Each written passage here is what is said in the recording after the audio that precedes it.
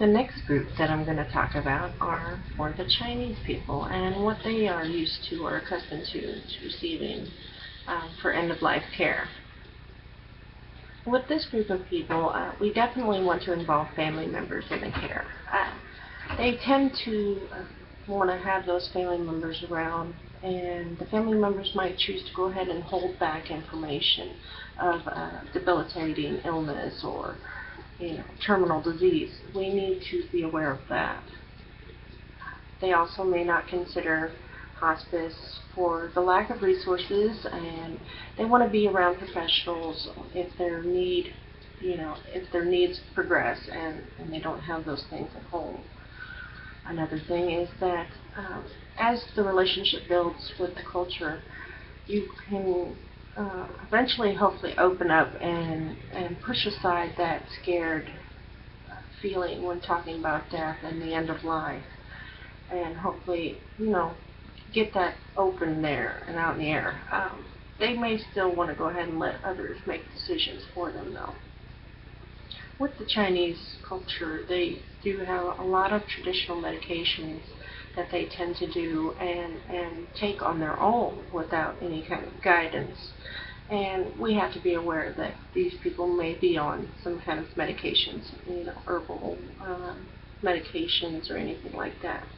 And also in our assessment, if we see needle punctures or the circular cup forms from cupping, or acupuncture, we have to be aware that the Chinese culture uses these types of methods to provide relief for symptoms of pain or stiffness, things like that.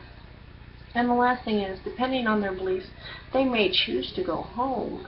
In the religion of Taoism, they may want to go home, and at the home they would be in the main hallway to pass away, and this is something that helps them to respect their ancestors. So there are a couple of differences within the culture itself. The next thing that I'm going to talk about are some of the interventions that I came up with for this culture. We definitely want to understand the beliefs of the family, and if they choose for us to hold that information back, no matter how hard it is for us as a nurse, we have to, respect their wishes and hold that information from the patient. We don't want to tell them and then that cause that patient to lose hope or become very upset, and it's just not good practice.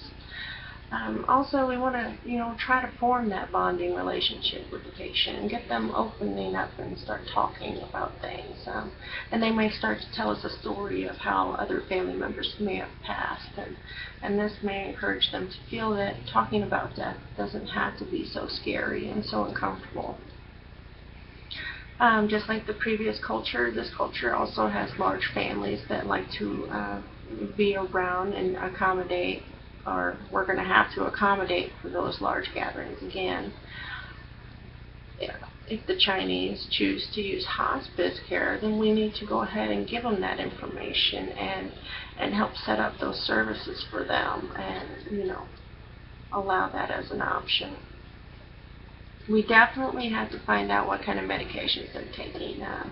With those traditional medications, there might be some side effects or, interactions with anything we may provide them with in our care. So we definitely have to find out what they are. And if they're working, then we can go ahead and keep going with those. And the last thing is, depending on their beliefs, if they're at home or in hospice and we're a visiting nurse, either way, we may have to alter our environment to what they might worship or want in their rooms as they pass. The next culture that I'm going to talk about is the Japanese.